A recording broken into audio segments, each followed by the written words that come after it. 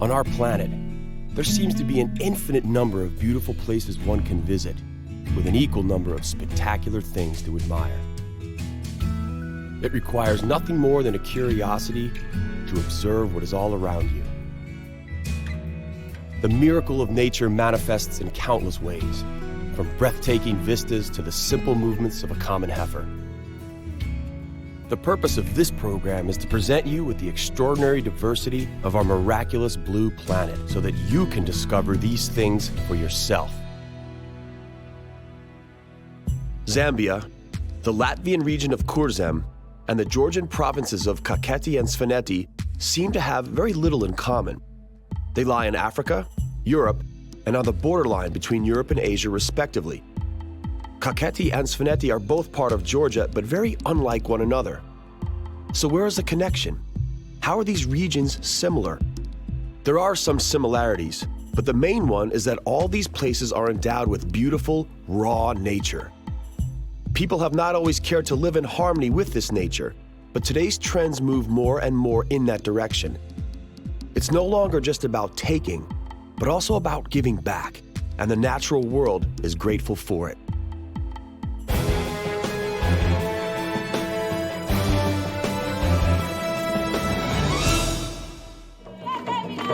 Zambia's history is long and colorful.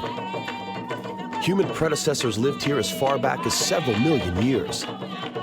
The year 1851 was an important milestone. It's the year when the Scottish explorer, missionary, and doctor David Livingstone arrived. He was the one who discovered the world-renowned Victoria Falls. Zambia has long been a part of northern Rhodesia. The independent Republic of Zambia only declared itself in 1964. It is a poor, typically developing country where AIDS is a huge problem. The average life expectancy is only 45 years, and there are 95 stillborns for each 1,000 live births. The official language is English, but many local regional languages are also used. The capital is Lusaka, with a population of 1 million.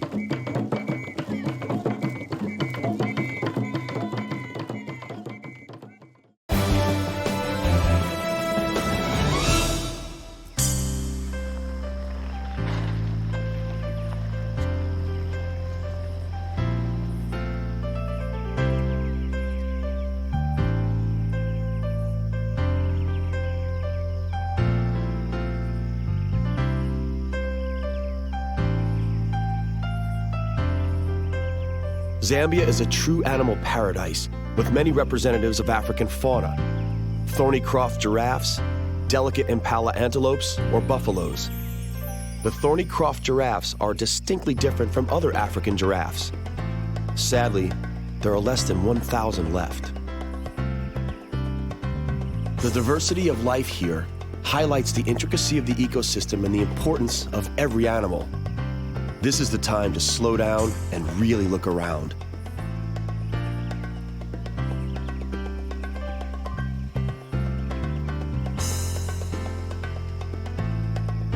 The lion is king of the animals here, just like everywhere else in Africa. Even so, the lion is wary of the hippo. There are unique cases when lions have mauled a hippo, but the hippo was usually outnumbered. The lion wouldn't dare attack a healthy, mature individual.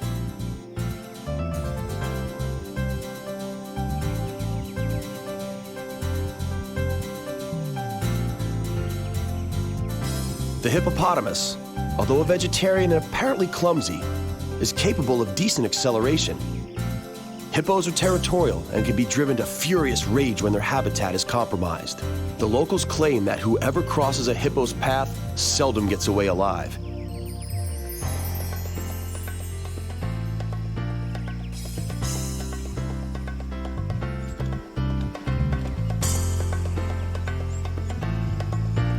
The elephants are thoroughly enjoying a morning bath in the wetlands. Nature really is generous to animals in this huge 9,000-kilometer square River Luangwa Valley.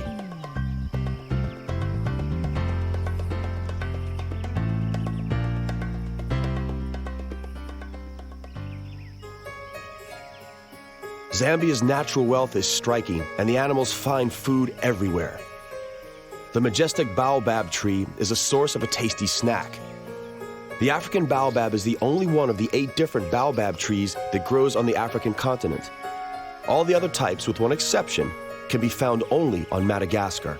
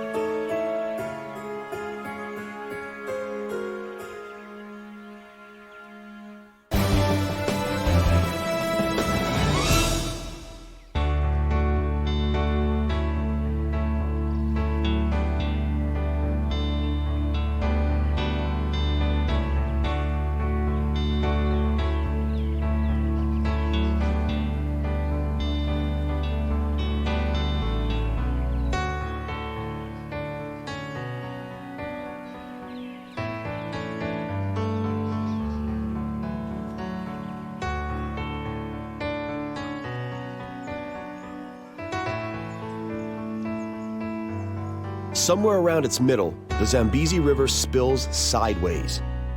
50 years ago, the gigantic hydroelectric feat called Kariba was built on it. Zambia shares the energy produced by this hydroelectrical power station with Zimbabwe. The large dam also boasts an abundance of fish. Tigerfish, for example, are renowned and can grow up to respectable sizes.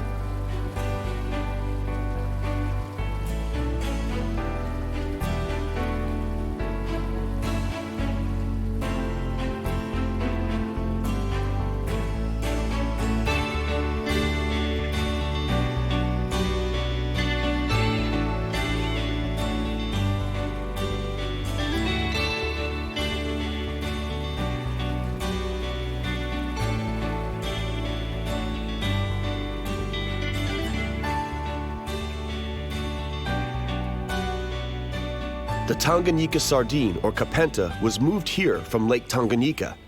It's not particularly large, but their population has increased so much over the last 20 years that it has become the staple diet in the region. It's most commonly processed by drying in the sun on dark cloths.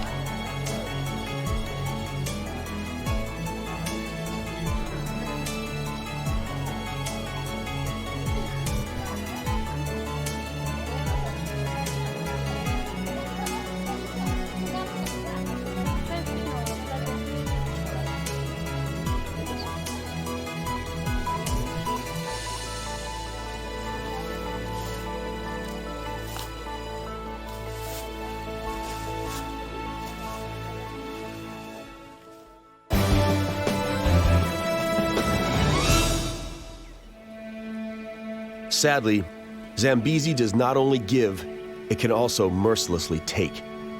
Nicky Rousseau, an ex-auto racer who moved here from Namibia to set up a tourism fishing business, can testify to this.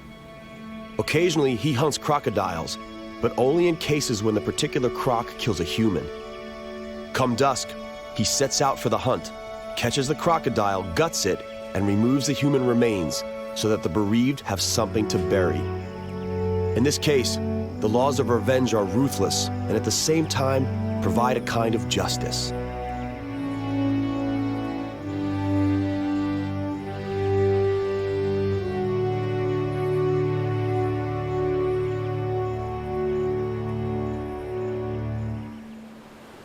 On November 16, 1855, during his voyage on the river Zambezi, David Livingstone heard a faraway rumble and saw a high wall of water spray.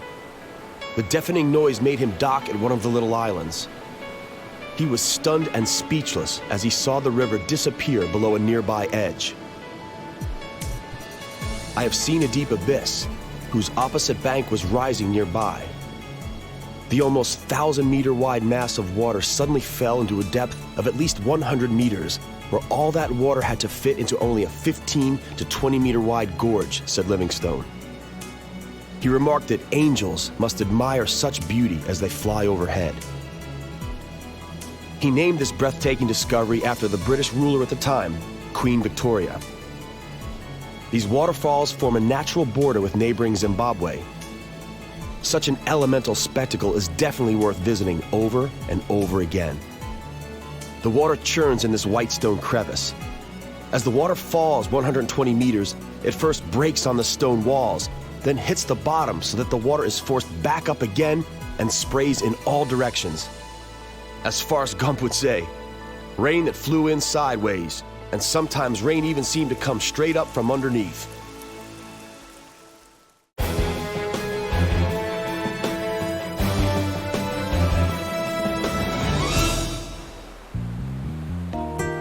Not all waterfalls are alike. While Victoria Falls are among the largest in the world, this waterfall in Kurzeme, a region that's part of Latvia, is, in spite of its rather miniature size, still the highest waterfall in this country. It's in the town of Kuldiga, which is the country's most romantic and ancient town, often referred to as Latvia's Venice, thanks to its river, Vetskuldiga. The water here falls from the respectable height of 4 meters. It then joins the river Venta, on which Europe's widest waterfall lies and is 249 meters wide. In Kurzeme, just like the rest of Latvia, we find reminders of the Soviet era literally on every step. Latvia declared its independence from Russia in 1918, but didn't get to enjoy it for very long. In 1940, Latvia was invaded by communist Russia, the Soviet Union. Tens of thousands of Latvians were murdered or dragged off to Soviet concentration camps. Latvia was the Latvian Socialist Republic until 1991, when the Soviet Union disintegrated. Kurzeme forms the western part of Latvia. Its most important area is a cape where the Baltic Sea meets the Bay of Riga. Their battle is evident in the sand. The name of this part of the world comes from the Kur tribe. In ancient times, this tribe was very feared, but in the end, the bloody battles during the course of history wiped them out.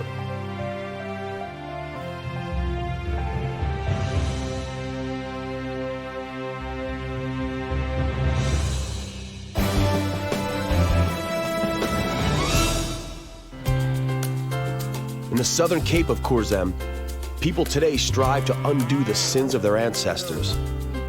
Wiping out the yak in the beginning of the 17th century is considered to be one of those sins. Strangely, we're now in the 21st century and the yak is grazing peacefully before our very eyes. How is this possible? The zoologists bred a replica of the former yak and released them, together with the European bison, into the wild near Lake Pape. The return of wild horses is a greater sensation still. They are the reason thousands of tourists flock this way every year. The meadows would have been swallowed by the forest, and the ecological balance would have been upset had it not been for these large herbivores. As the saying goes, 2 birds were killed with 1 stone. The animals are fed, and the meadows are saved.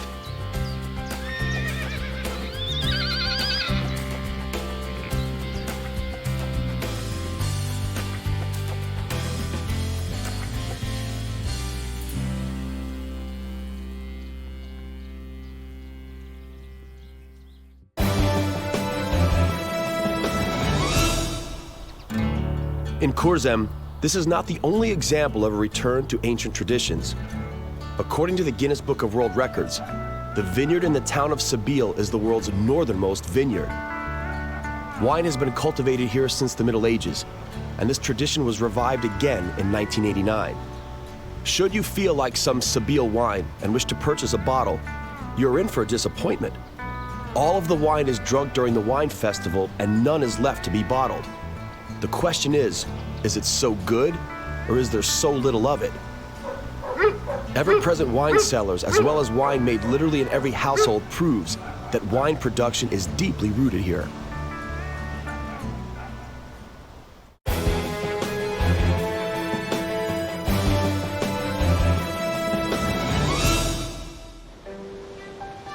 From the Baltic states, we move to the South Caucasus, in this case, Georgia.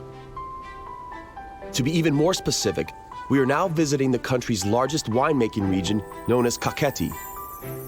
While the winemaking traditions in Kurzeme reach back to the Middle Ages, wine has been grown in Kakheti for 8,000 years. It was not that long ago when the locals realized that a fermented grape drink not only tastes great, but also improves the mood considerably. Just about every family grows wine here. Everyone, including relatives from the cities, gladly partake in the harvest. They are all aware that the experience of wine tasting will be well worth it.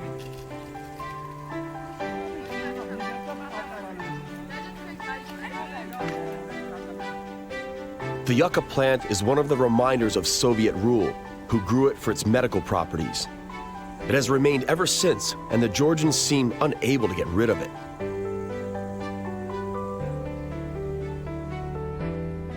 While the beautiful and fertile vineyards stretch to the Alazani Valley to the 4,000-meter-high Caucasus in the north, the steppe in the south gradually turns semi-arid.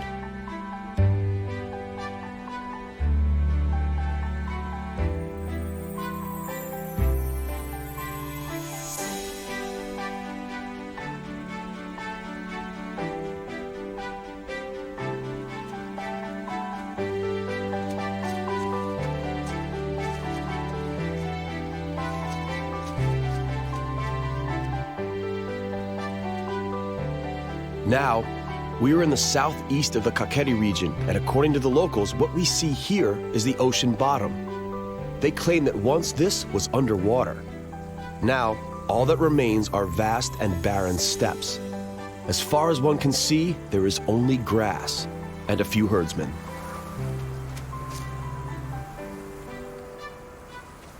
The earth is dry because summer temperatures reach up to 60 degrees Celsius in the sun and about 40 degrees in the shade. The problem is that there really is no shade. Well, maybe here, in the Bear Ravine that was once favored by Soviet filmmakers as a set for westerns.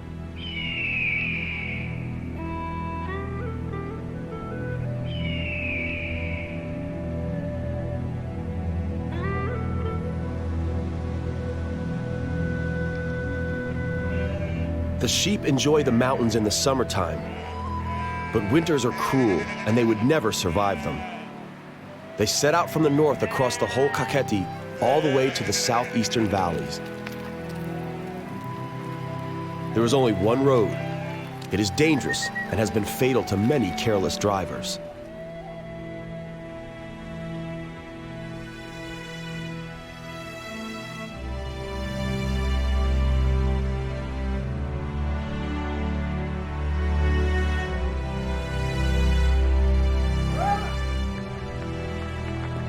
The cattle and sheep are wiser as they descend into the valley in a well-ordered manner, one herd following the next.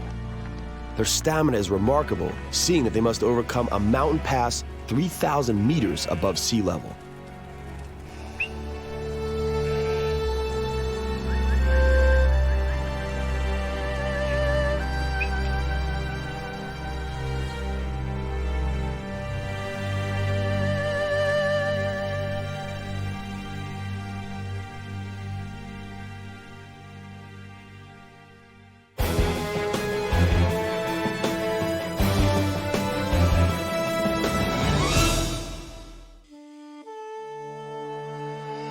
This is Svaneti, a distinctive region in the southwest of Georgia.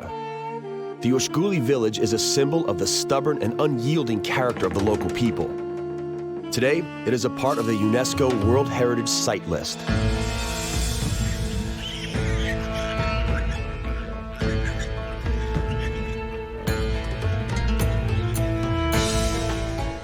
It lies 2,000 meters above sea level, and no one has ever managed to conquer it. Those who tried failed. The stone towers known as Murksvan were mostly built in the Middle Ages. The towers were connected by tunnels, and when enemies arrived, the people simply climbed up with supplies of food and water and removed the ladder. They could last for months, long enough for the enemy to give up. The Mongolians, who vanquished just about everything in the vicinity, also failed.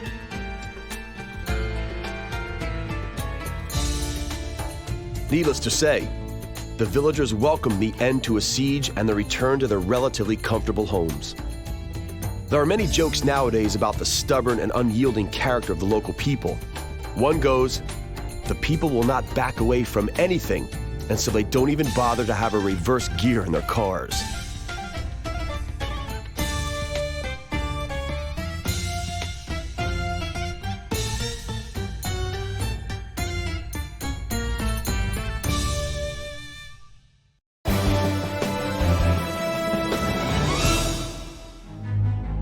Mount Ushba is mythical and cruel.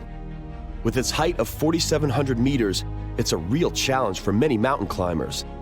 Conquering the top is extremely dangerous. According to Nuksar Nugriani, who has reached the top 11 times,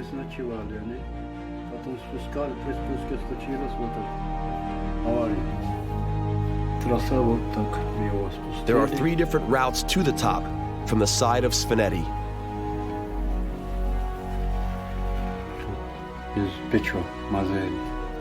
His sons have followed in his footsteps, and both were lucky.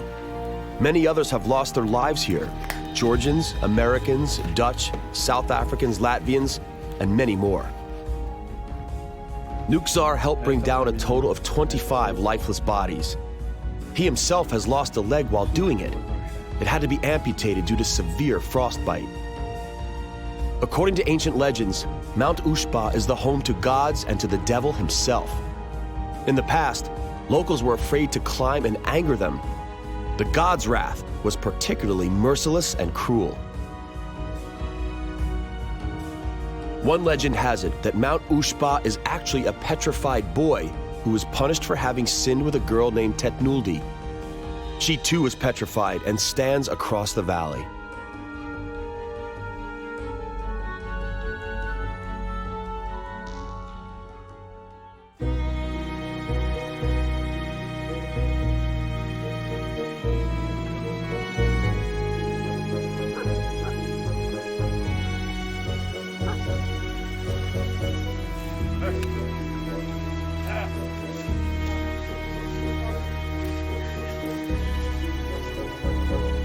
The summer is drawing to an end, and preparations for winter are in full swing. Supplies of food and wood are refilled, and hay is brought in from the surrounding steep hillsides. The harsh winter will not spare even these birds of prey.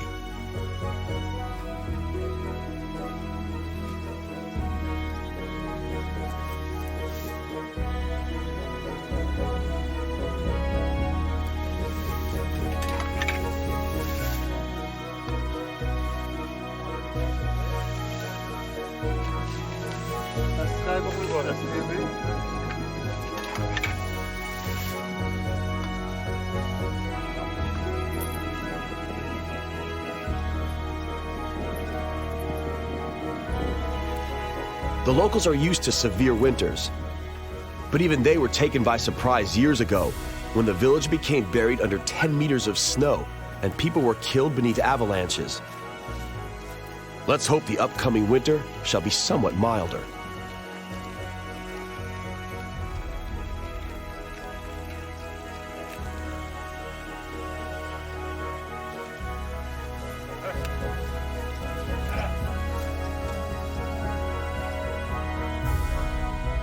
Good luck, you proud and unyielding folk living by the laws of nature.